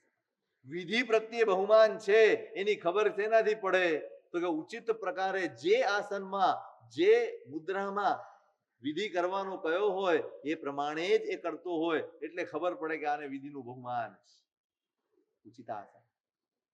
યુક્ત સ્વરતા, બધા જે આવ્યા પાછા જોજો, સ્વરમાં પણ યોગ્યતા હોય, એ લફડ ફફડ જવા ન દે. એકદમ એવા સ્વરે,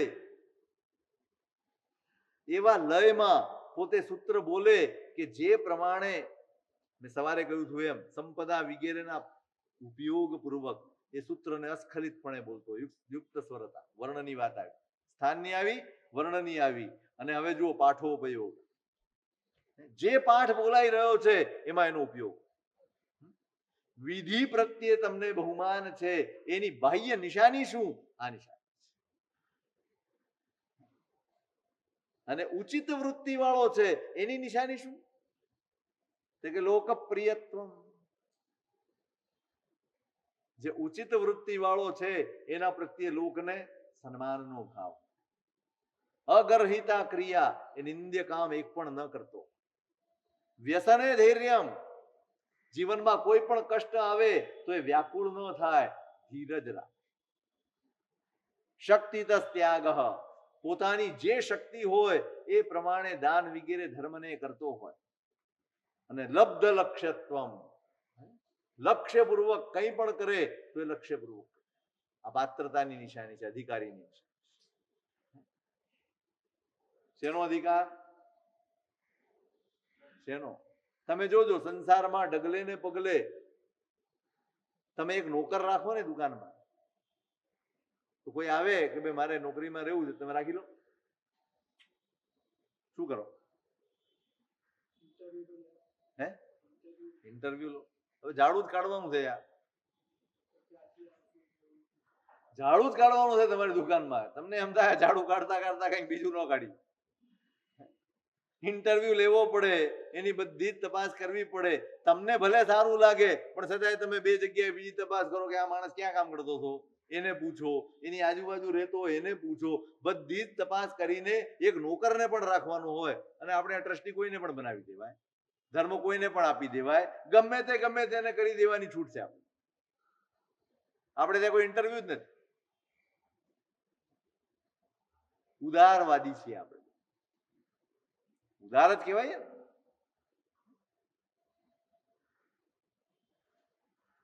તો એક નોકર રાખવું હોય, અરે એક કંપનીમાં તમારે જોબ જોઈતી હોય ને, તમારા ભણ્યા ગણ્યાના બધા સર્ટિફિકેટ લઈને જાઓ અને પેલો ફાઇલ જુએ લઈ જાઓ. કેમ? કેટલા ક્વોલિફિકેશન આપવા પડે, ત્યારે તમને માંડ નોકરી મળે કોઈ જગ્યાએ. જ્યાં જાઓ ત્યાં સંસારના વ્યવહારમાં બધે જ ક્વોલિફિકેશન જરૂરી છે. કંપની કોઈને પણ રાખે ત્યારે કંપની પોતાનો હિત વિચારે કે આ કંપનીને લાભ કેટલો કરશે, એમાં ઉપયોગી કેટલો થશે, એનું નુકસાન તો નહીં કરી આપે ને, એની ક્ષમતા તો છે ને કામ કરવાની. કેટલી તપાસ કરીને એક માણસને જો ઉપર રાખવામાં આવે, કોનો વિચાર કરે? કેમ કે જો એવા કોઈ અયોગ્ય જીવના હાથમાં જો દોર આપી દીધો તો ઉપરથી નીચે લઈ આવે, ઊંધું મારી દે, કંઈ પણ કરી શકાય. સંસારના બધા જ વ્યવહારમાં તમે પાત્રતાની તપાસ કરો છો. તો ધર્મમાં પણ જ્ઞાનીઓ પાત્રનું મહત્વ કહે છે, અધિકારીનું મહત્વ કહે છે. અધિકારી છે એને જ ધર્મ અપાય, એને જ ધર્મનો અધિકાર. એટલે કદાચ આપણા પુણ્ય છે, આપણા ભાગ્ય છે, જ્ઞાનીઓની ઉદારતા છે કે આપણી પાસે ધર્મ ક્રિયા બચપણથી આવી ગઈ. બાકી જોજો નવકારનું પઠન પણ ક્યારે થાય? કોણ અધિકારી? વંદિતુનો અધિકારી કોણ? કોણ?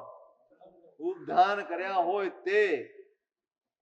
કેમ ગળથુથીમાંથી આપી દેવામાં આવે છે કે ભાઈ આવતીકાલે સમજણપૂર્વક આ વ્યક્તિ અધિકાર મેળવશે, એ વિશ્વાસ સાથે આપવામાં આવ્યું છે અને વિશ્વાસ ઉપર આપણે ખરા ઉતરવા.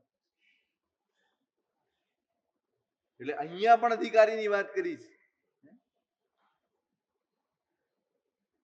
તમારે બીજ વાવવા હોય ને તો પણ ફળદ્રુપ જમીન જોવી પડે.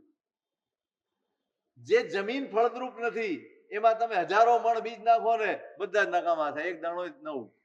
અને જે ફળદ્રુપ જમીન છે એમાં એક બીજ નાખો તો હજારો મણ અનાજ આપે. આ ફાયદો છે. તમે જ્યાં નાખી રહ્યા છો એ ફળદ્રુપ છે કે ઉખર ભૂમિ છે એ નક્કી કરો. તો આ બધા જ સ્થાન, વર્ણ, અર્થ, આલંબન, અનાલંબન આ બધા જ કોના યોગ બને? કયો પાત્ર જીવ કયો છે એ પણ જાણવું પડશે ને. કોણ છે પાત્ર જીવ? દેશ વિરતિમાં હોય કા સર્વવીરતીમાં હોય એ જ જીવ આને પાત્ર છે. એની જ ક્રિયા યોગ બને છે. અઘરો વિષય છે, અઘરો છે ને. વ્રત સ્વીકારવા, એક વાત બરાબર સમજજો, સંસારમાં જેને સંકેલો કરતા નથી આવડતો એનો ધર્મ ક્યારેય સફળ થતો નથી. તમારો ધર્મ યોગ ક્યારે બને? તમારું મન સંસારમાંથી પાછું ન ફર્યું હોય, સંસારની પરિસ્થિતિઓમાંથી તમે તમારી જાતને સંકેલી જ ન હોય, તમારા મનને, તમારી ઈચ્છાઓને એને ક્યાંય સીમાડા બાંધ્યા જ ન હોય, અફાટ ઈચ્છાઓ લઈને તમે કરતા હો અને ત્યારે તમે ધર્મ કરો તો કેવો ધર્મ થાય? મેં કાલે તમને પુણ્યા શ્રાવકનો દાખલો આપ્યો. શું કર્યું એને? માત્ર એક સામાયિકનો આદેશ પરમાત્મા એને આપ્યો કે તારે સામાયિક કરવાનું છે, તારા આત્મકલ્યાણનું સાધન આ છે, તારે આ કરવાનું. અને એ માણસે કેવું મનોમંથન કર્યું હશે કે આ સાધના કે આ આરાધના કરવા માટે મારે જરૂરી શું છે?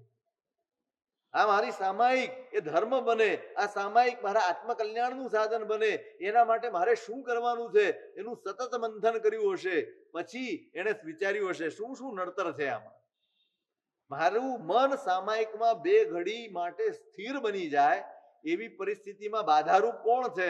એને બહારના બધા જ વ્યવહારોનો સંકેલો કરે. ઈચ્છા છે અને ઈચ્છાને કોઈ સીમાડા નથી તો તમારો ધર્મ ક્યારે શુદ્ધ નહીં થાય. કારણ કે જ્યાં તમે કરવા જશો ને ત્યાં એક નવી ઉપાધિ આવીને ઉભી રહેશે, એક નવો વિચાર મનમાં આવશે, નવો વિકલ્પ મનમાં જાગશે અને તમારી ક્રિયા દૂષિત થઈ જશે, તમારો ધર્મ દૂષિત થઈ જશે. અને આપણે હંમેશા વિચારીએ, જોજો તમે માથે ઘણી જવાબદારી લઈને ફરતા હો અને પછી તે પર્યુષણ ચાલતા હોય ધારો, અને એમાં તમારા માથે આખા સંઘની જવાબદારી લઈને ચાલતા હો અને સાંજે પ્રતિક્રમણ કરો, કેવું થાય પ્રતિક્રમણ? કેવું થાય? વહીવટ જ ચાલતો, પ્રતિક્રમણમાં બી વહીવટ કરતા હોય લોકો. કાલે શું કરવાનું છે, કાલે કઈ ઉછામણી બોલવાની છે, કાલે આ શું કરવાનું છે. આપણે એટલો બધો ઠઠારો વધારી દીધો છે. પર્યુષણ જેવા દિવસોમાં, પર્યુષણ જેવા પર્વમાં જે બધું જ સંકેલીને જાત સાથે સમય વિતાવવાનો છે, ત્યાં આપણે આખો સંસાર ફેલાવી ઠરવાનું હતું, એની બદલે ઓર પથરાઈ ગયા. ચાલુ દિવસોમાં વિરાધના ન કરે એટલી વિરાધના પર્યુષણના દિવસોમાં. હવે વરસાદના પણ દિવસો હોય, ચોમાસું હોય, ક્યારેક વરસાદ પણ હોય, ના રાત્રે દિનાલય જવાનું એટલે જવાનું, 50 દેરાસર જશે સ્કૂટર ઉપર ફર કરતા. શું મળે એમાંથી? અહીંયાની આંગી જોઈ લો, ત્યાંની આંગી જોઈ લો, ફલાણી આંગી જોઈ લો, અહીંયા 1 નંબર આવ્યો છે ત્યાં જઈ આવો. અરે શું કરો છો શું તમે? હવે ગુરુ ભગવંત ચૈત્ય પરિપાટી રાખશે ને તેમાં એક મરદનો દીકરો દેખાશે, એવા પાછા પરાણે ભેગા કરવા, ચાલો ભાઈ ચૈત્ય પરિપાટી. ના, અમે તો કરી આવ્યા. સેવા કરી આવ્યા? શું કરી આવ્યા તમે? કેમ વિચાર ના આવે આપણને? કેમ આપણને વિવેક ન જાગે? એટલે તમારું મન એમાં હોય, પ્રતિક્રમણમાં મોડું થઈ ગયું, આજે મહારાજે બહુ લાંબુ કરી નાખ્યું, દેરાસર જવું છું, તમારે દેરાસર જવું છું, એમાં તમે પ્રતિક્રમણમાં વ્યાકુળ થઈ ગયા, તમે તમારું પ્રતિક્રમણ પણ હારી ગયા. હવે દેરાસર જશે ને, આજે બહુ મોડું થઈ ગયું, ચાલ ને 2 દેરાસર નથી જવું, દેરાસરમાં એમાં થાકું. ફલાણાને મળવા જવાનું છે, ફલાણાને સાતા પૂછવા જવાની છે, આને અત્યારે જ તપ સૂજ્યું છે, હવે ત્યાં સાતા પૂછવા જવું. અરે શું વિચાર કરીએ છીએ આપણે? તમે વિચાર કરજો, આપણા મનને કોઈ સીમા જ નથી. એટલે જેને સંકેલો નથી કર્યો એનો ધર્મ શુદ્ધ બનતો જ, યોગ બનતો જ. સંકેલો કરવો પડે ભાઈ. આ સંકેલો નથી ને એની ઉપાધિ ચારે બાજુ દેખાય. જિનાલયમાં તમારી ધમાલ હોય, ઉપાશ્રયમાં ધમાલ હોય, જ્યાં ધર્મ સ્થાનક હોય ત્યાં આપણી ધમાલ હોય. કેમ દેશ વીરતી ને સર્વવીરતી? વીરતી ધર્મનો જ ધર્મ યોગ છે, એવું કેમ? એટલા માટે કે એ જ માણસ ધર્મમાં ઠરી શકે છે જેને પોતાનો પથારો સંકેલી લીધો છે, જેને પોતાની ઈચ્છાઓને સંકેલી લીધી છે, જે પોતે સંતોષમાં ઠર્યો છે, જે લોભ અને આસક્તિ એનાથી દૂર થઈ ગયો છે ને, એ જ માણસ ધર્મને સ્થિરતાથી, એકાગ્રતાથી, સમર્પણથી કરી શકે છે. પુણ્યા શ્રાવકે બધું જ સંકેલી લીધું. હવે કોઈ વ્યવહાર જ નથી, હવે પૈસા જ નથી. મેં કાલે કહ્યું કોઈ સંપત્તિ જ નથી, કોણ પૂછવા આવે કેમ છો ને કેમ નહીં? કોને પૂછવા જાવ? કોઈ પૂછવા જ ના. અને ત્યારે એની સામાયિક એક કક્ષાએ પહોંચી કે પરમાત્મા એની નોંધ લે, ભગવાન એની નોંધ લે. ક્યારે બને? સંકેલો કર્યા વગર ધર્મમાં એકાગ્રતા, સ્થિરતા કે સમર્પણ શક્ય નથી. અને માટે વીરતી ધરનો જ ધર્મ એ યોગ બને. ભલે દેશથી સ્વીકારો પણ સ્વીકાર. સર્વ વીરતી તો આવે ત્યારે આવશે, પણ દેશ વીરતી તો મારા જીવનમાં હોવી જોઈએ, હોવી જોઈએ ને હોવી. શ્રાવકનું ઘર છે, વીરતી ધરનું ઘર હોવું જોઈએ. કોનું ઘર હોવું જોઈએ? આપણે જેને આત્મકલ્યાણ ભણી પગલા ભરવા છે, જેને પોતાનું આત્મકલ્યાણ સાધવું છે, એને કયા કર્મ નડે? સંસારની પરિસ્થિતિઓમાં અંતરાય બનતા કર્મો નડે કઠે, કે પછી ધર્મ માર્ગે અંતરાય બનતા કર્મો કઠે? આપણને એકઠે છે. પણ જે આત્માર્થી છે, જેને ધર્મ આરાધવો છે, એ તો ધર્મના અંતરાય માટે તરસતો હોય કે આ અંતરાય તૂટે તો સારું. આપણે એવા કુળમાં, એવી પરંપરામાં જન્મ્યા છીએ જ્યાં આપણને ગળથુથીથી ધર્મ મળે છે, ધર્મના સંસ્કાર મળે છે, ધર્મની ને ત્યાગની વાતો મળે છે. એવી પરંપરામાં આપણે જન્મ્યા. પેલા તો એક રિવાજ હતો. પેલાના રાજા મહારાજાઓની તમે વાત સાંભળો ને, આપણા એક ઉંમર થાય, એક અવસ્થા થાય અને રાજપાટ બધું છોડીને મણિપતિ રાજર્ષિના ચરિત્રમાં આવે, ઘણા બધાની ચરિત્રમાં આવે. બસ આમ બેઠા હોય ઝરૂખે, રાણી બાજુમાં બેઠા હોય, દૂત આવ્યો, વાળ સમારતા જાય અને અચાનક સફેદ વાળ હાથમાં આવ્યો ને એટલે બોલે રાણી, દૂત આવ્યો. હે, ક્યાંથી દૂત? અત્યારે તો કોઈ પ્રસંગ નથી, અત્યારે તો કોઈ યુદ્ધ બુદ્ધ નથી, કાંઈ છે નહીં, દૂત કેમ આવે? રાણી હશે, કેમ કે આ આવ્યો દૂત.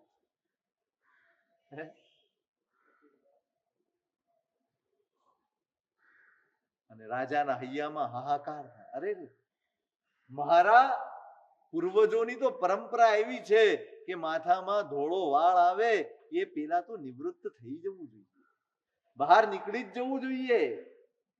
અને હું હજી આ સફેદ વાળ આવ્યો ત્યાં સુધી આપણે શેની મહેનત કરીએ? આપણને કાળા કરવાના શું છે? એ તમને સંકેત આપે કે ભાઈ હવે પતવા આવ્યું છે. તો ના ના, એમ નહીં, એમ હું હિંમત થોડી હારું, હું જજુમીશ, એમ હિંમત નહીં હારું. તમે ભલે ધોળા કરી નાખો, અંદરથી તો બધી ખબર હોય કે આ પતી ગયેલું જ છે બધું. નીકળી જાય. આપણે આ પરંપરામાં છીએ ભાઈ. ભરતની પાટે ભૂપતિ રે. ભરત મહારાજા, કેવી પરંપરા મળી જાય આપણને. ભગવાન આદિનાથ, એમના દીકરા ભરત, એ જે સિંહાસન ઉપર બિરાજમાન થયા ને, એમની પાટે અસંખ્ય રાજાઓ થયા જેને અરીસા ભુવનમાં કેવળ જ્ઞાન થયા. એક પછી એક પછી એક પછી એક પછી જે થયા એ બધાને આ કેવી પરંપરા હશે, કેવી ઉજ્જવળ પરંપરા હશે. આજે આપણે બધું જ ખોઈ બેઠા. આપણા ઘરમાં, આપણા પરિવારમાં ક્યાંય વ્રતનો માહોલ નથી, ક્યાંય ત્યાગનો માહોલ નથી, કશું જ નથી બચ્યું. માત્ર ને માત્ર હા બસ જિનાલયમાં, દેરાસરમાં જઈએ, ત્યાં પૈસા ખર્ચી નાખીએ, એ બધી જ વાત સાચી. એક વાત બરાબર સમજજો, ઘરમાં જે વાતાવરણ નહીં હોય ને, એ જિનાલય ને ઉપાશ્રયના વાતાવરણો તમને અસર નહીં કરે. બહુ લાંબો ટાઈમ એની અસર નહીં ટકે. ઘરમાં વાતાવરણ ઊભું કરવું પડશે. જે ઘરમાં ત્યાગનું વાતાવરણ નથી, જે ઘરમાં ધર્મનું વાતાવરણ નથી, ઘરનું વાતાવરણ હોવું જોઈએ. ઘરમાં ધર્મ વંચાવવો જોઈએ, ઘરમાં ધર્મની વાતો થવી જોઈએ, ઘરમાં ત્યાગનું વાતાવરણ હોય. આજે આઠમ છે, આજે પાંચમ છે, આજે 14 છે, આજે 11 છે, આજે ફલાણું છે, આજે ઢીકણું છે, આજે રજા છે. અરે કોઈ પણ દિવસ હોય, આજે મારે આ ત્યાગ છે, આજે મારે આટલા દ્રવ્ય છે. વાતાવરણ બનાવો અને પછી તમારી પરંપરાને જુઓ એની અંદર શું આવે. તમે ઘરમાં જ ભોગનું વાતાવરણ ઊભું કરી દીધું છે. નર્યો વિલાસનું વાતાવરણ, ટીવીમાં એ જોવાનું, મોબાઈલમાં પણ એ જ જોવાનું, આખો દિવસ આ જ કામ. કોઈ ઘરમાં લાઇબ્રેરી છે? નાનકડી પણ લાઇબ્રેરી છે તમારા ઘરમાં? નથી, કશું જ નથી આપણા ઘરમાં. સંસ્કાર તમારા બાળકોને મળે એવી કોઈ પરિસ્થિતિ તમે ઘરમાં રાખી નથી. અને પછી તમે એમ કહો કે ઉપાશ્રયને દેરાસર લાવીને સંસ્કારી બનાવી દેવા છે. ભ્રમણામાં અહીંયા કેટલા કલાક રહેશે? કેટલા કલાક રહેશે? અહીંયા આવશે, વંદન કરશે, થોડી વાર માટે બેસશે, થોડી વાર ઉપદેશ સાંભળશે, કદાચ વ્યાખ્યાન સાંભળશે. 1 કલાક ઉપાશ્રય કે દેરાસરમાં હોય અને બાકીના 23 કલાક એને કયું વાતાવરણ મળે છે? એ બહાર હોય કે ઘરમાં હોય, કયું વાતાવરણ મળે છે? કયું વાતાવરણ આપો છો તમે? ફરિયાદ કરવાનો હક જ નથી આપણને. આજની પેઢી આવી છે તેવી છે, બોલવાનો અધિકાર જ. કારણ કે આ બધી જ પરિસ્થિતિ પેદા કરવામાં આપણે સૌથી મોટા કારણ છે.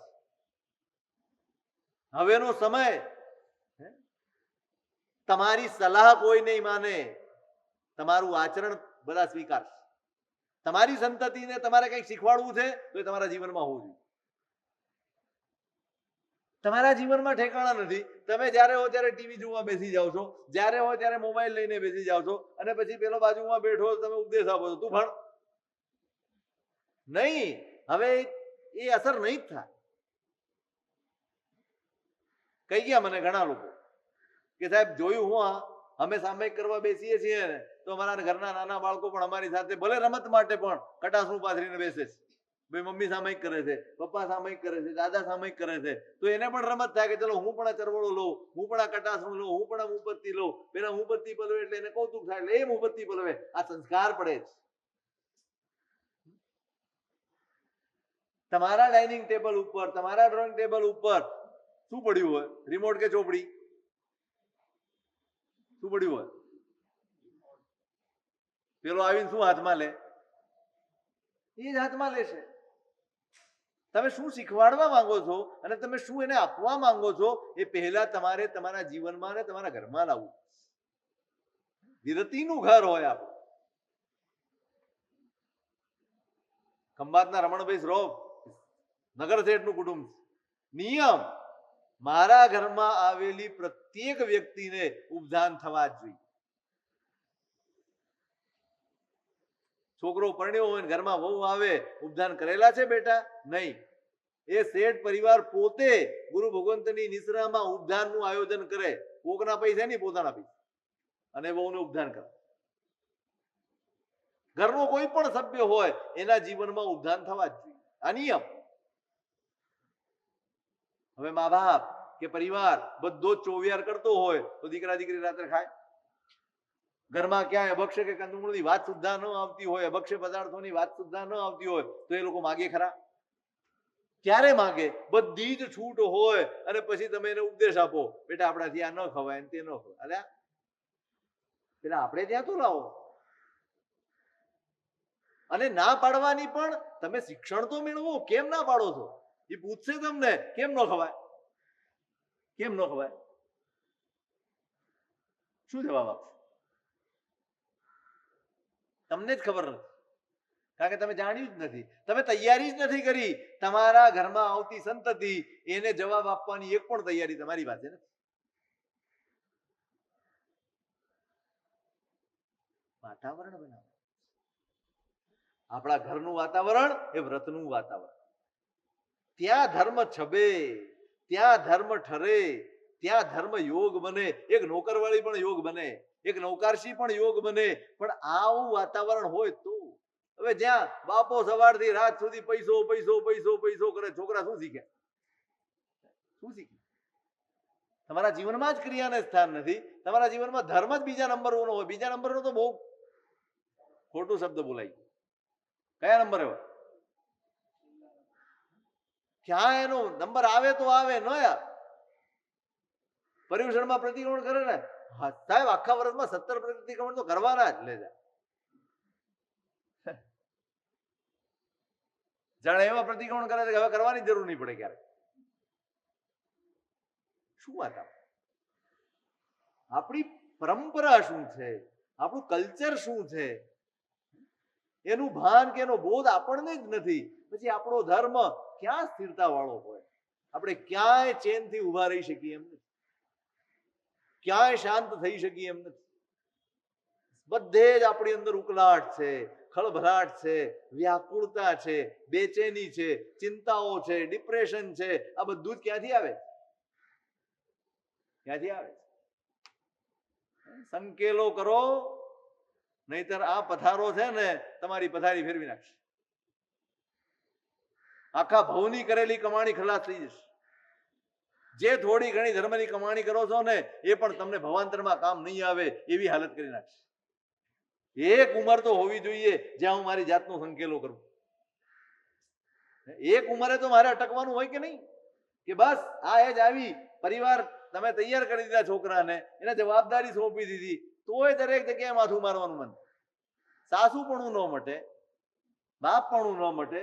બેટા આમ કર, બેટા તેમ કર, ફલાણું કર, ઢીકણું કર. પેલા વહુને ટોક્યા કરે, એ મસાલાની ડબ્બી આમ કેમ મૂકી? અલા ભાઈ, કામ એને કરવાનું છે, તું શું કરવા મસાલામાં માથું મારે? પછી કે જોયું, આજની વહુઓ છે ને કોઈનું સાંભળતી. કંકાસ શેમાંથી થાય? સાવ નાની નાની ને તુચ્છ ફાલતુ વાતોમાંથી કંકાસ થાય. જે વાતનું કોઈ દમદ ના હોય ને એવી વાતોમાંથી ઝઘડા થાય. તમે સંકેલો ભાઈ, ઘરમાં સંકેલો કરીને બેસો. આ સંકેલો છે કે બસ હવે તમારી ઉંમર પૂરી થઈ ગઈ, હવે તમે આરાધનામાં જીવ પરોવો, તમારા અંદર ઠરો. પણ ઠર્યો આખી જિંદગી ન ઠર્યો હોય, ક્યાં ઠરવા? આખી જિંદગી બધે જ ચંચુપાત કર્યો હોય, બધે ટાંગડાડી હોય, બધામાં પોતાનું ડાપણ ડોળ્યું હોય, અને પછી હવે આ ઉંમરે તમારી પાસે શાંત થઈ જવાની અપેક્ષા રાખીએ, કેવી રીતે થાય? માણસ ધીમે ધીમે ધીમે ધીમે પોતાની જાતને સંકેલે. સંકેલવાની છે ભાઈ, સંકેલવાની. આ દેશવીરતી શું છે? શું છે દેશવીરતી? આ કેવું? નાનું બાળક હોય, અણસમજુ હોય તો ચલો સમજાય, આપણે પણ આવા તો કોની પાસે અપેક્ષા રાખવાની? કોની પાસે? કોનો ધર્મયોગ હોય? દેશવીરતી કે સર્વવીરતી? વીરતી વગર ધર્મ નથી. વીરતી વગર કોઈ ક્રિયા આત્મકલ્યાણનું સાધન. તમે જોજો, વીરતી નથી ને ત્યાં અર્થ ધ્યાન જ છે. હજાર જાતના વિચાર આવે, હજાર જાતના પથારા હોય, એટલે મનમાં બધા જ સંકલ્પ વિકલ્પ ચાલતા જ રહે, ચાલતા જ રહે, ચાલતા જ રહે. જેટલા દરવાજા ને જેટલા વારી, આ જો અહીંયા એકે વારી બારણા નથી ને તો ક્યાંથી ધૂળ આવે? કયા દરવાજેથી આવે? ચારે બાજુથી આમાંથી ધૂળ આવે, અને વધુમાં વધુ સાફ કરવું પડે. વીરતી એટલે શું? દરવાજા બંધ કરો તો તમે એકલા પડો.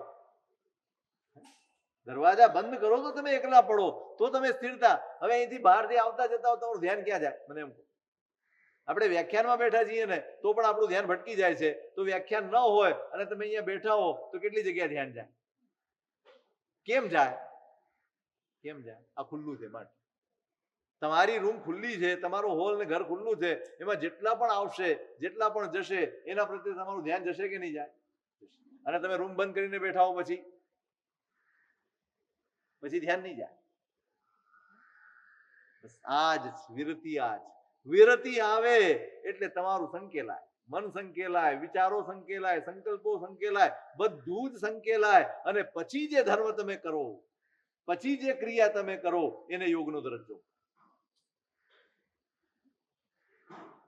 કારણ કે એકાગ્રતા જો લાવવી હોય, કાયાને સ્થિર કરવાની છે, વચનને સ્થિર કરવાનું છે, અને મનને સ્થિર કરવાનું છે. આ બધાને સ્થિર કરવા માટે પણ તમારા મનમાં હળવાશની જરૂર છે. અને એ હળવાશ એનું એકમાત્ર સાધન છે વીરતી.